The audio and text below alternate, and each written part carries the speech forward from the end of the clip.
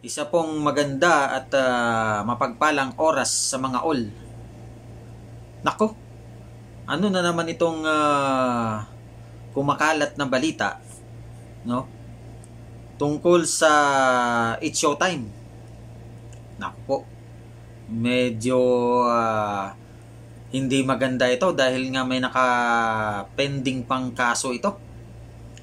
Kung madadagdagan pa ng mga ganitong mga pangyayari, ay delikado yan. Ito yung sinasabi natin na wala silang takot. Kumbaga, hindi sila natitinag dun sa parusa na ibinigay ng MTRCB. Sa bagay, mula naman noon ay ganito na talaga sila. So, hindi na natin alam kung saan bang direksyon ng kanilang mga ginagawa. Ito ang nangyari, tingnan natin kung ano bang inyong maging reaksyon dito. At ang sabi ng nakararami ay hindi po maganda. Nangyari kasi ito nung isang araw pa yata ito. Yung sa Isip Bata portion ng It's Showtime. Na kung saan may tinanong si Vice Ganda doon kay Jace ba yun? Jace? Yung bata, yung kasama nila doon sa programa ng Isip Bata. 'Di ba? Meron silang kulot. Nakakatuwa Nakakatuwa ang mga bata na ito Kumbaga maganda panoorin dahil na bibo ang mga batang ito.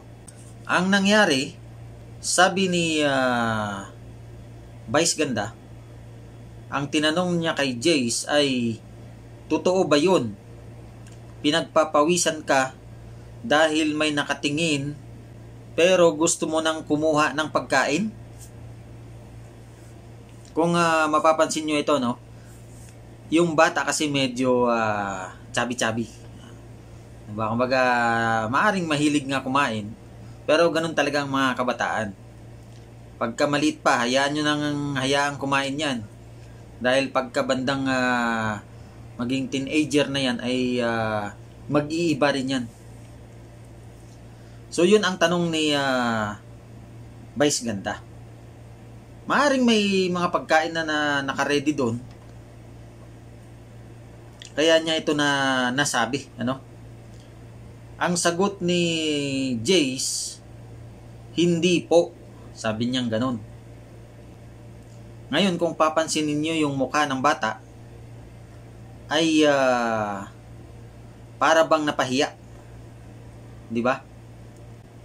Ang sabi naman ni Vice Ganda rito, uy, sabi ni Kulot. Sabi niya ganun. Sabi daw ni Kulot, yun daw yung nangyari. So parang ang lumalabas dito ay pinapahamak ni Vice Ganda si Kulot. 'Di ba?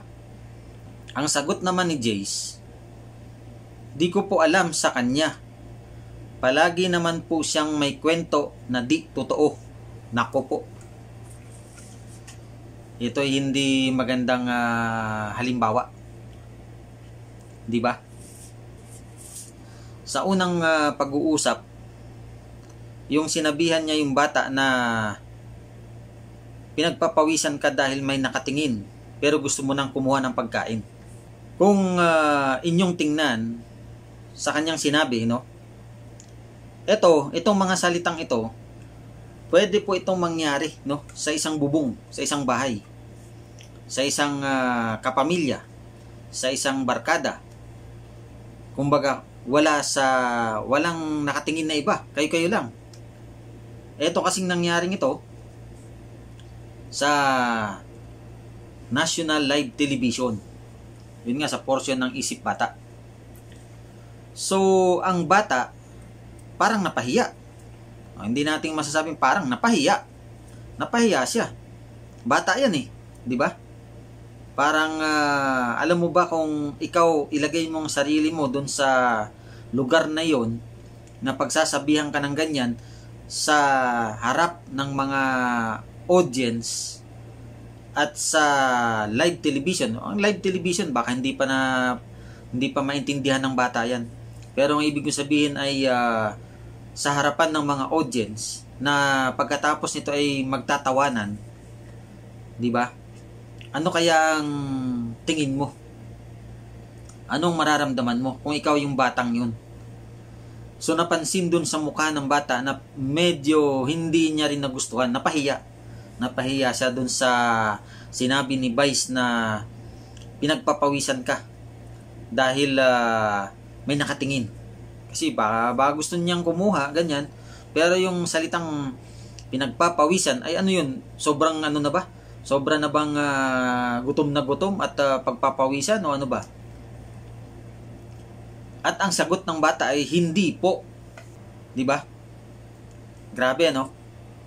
Kung titingnan nyo rito ay hindi po maganda itong ehemplo na gagawing katatawanan itong mga kabataan na ito, mga bata pa. Maaring tumatak ito sa kanilang isipan hanggang sa kanilang paglaki. 'Di ba? Ito ang matindi. Sabi daw ni Kulot, sabi ni Vice Ganda. Ang sagot, di ko po alam sa kanya. Palagi naman po siyang may kwento na di totoo. Nanggaling po sa bata ito. Nanggaling sa bata ang sa kanyang sagot na hindi ko po alam. Palagi naman po siyang may kwento na di totoo. Ano sa palagay niyo yung ibig sabihin yan? Di ba? Ibig sabihin ay nagsisinungaling. Nagsisinungaling ang mga bata dyan. Dahil bata na ito nagsabi. Si Jace na ito, palagi naman po siyang may kwento na di totoo. So, ibig sabihin, yung mga sinasabi ni Kulot, hindi natin alam kung ano ba talaga. Wala naman tayong alam dun, di ba? Pero nanggaling kasi ito sa bata na kasama niya na maraming kwento na hindi totoo. So, ibig sabihin, tinuturuan siya ng mga mali. Hindi ng kanyang pamilya, no? Kundi dyan sa Showtime. Pansinin nyo minsan sa portion na kasama si Kulot, no? At yung mga ibang bata, si Argos, meron pa iba dyan mga bata, na pagka sila ang nakipagkwentuhan kay Vice o kanino mang Showtime host, alam niyo yung parang scripted, di ba? Para lang may mapagkatuwaan. So, itong mga bata na ito, nagagamit ito dahil para lang may mapagkatuwaan itong It's Showtime. Kawawa naman ang mga batang ito pagka ganyan. Sa bagay, wala tayong karapatan dito dahil mayroon silang mga magulang, di ba? Ito lang naman ay napag-usapan lang. Ano ba sa palagay nyo ang nangyaring ito ay dapat bang magpatuloy o kailangan na itong mabigyan ng karapat-dapat na leksyon, no? Para dyan sa management siguro ng It's Showtime, sa production nila. Bakit nila hinayaan na magkaroon ng mga ganitong pangyayari?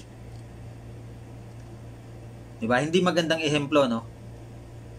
Kasi nanggaling na ito sa mga bata at may mga napapahiya na. So yan lamang po napansin lang ito dahil nakita natin at medyo tayo ay nalungkot dahil dito sa ginagawa ng It's Showtime, lalong-lalo na kay Vice Ganda. Paumanhin sa mga fans at mga supporters ni Vice Ganda, no? Pero tingnan nyo rin baka mayroon din talagang pagkakamali. Maraming salamat muli sa inyong panunood at suporta sa aking maliit na channel. Pagpalain nawa ang bawat isa. Kung may natatamaan man ay pasensya na. Maraming salamat. God bless everyone.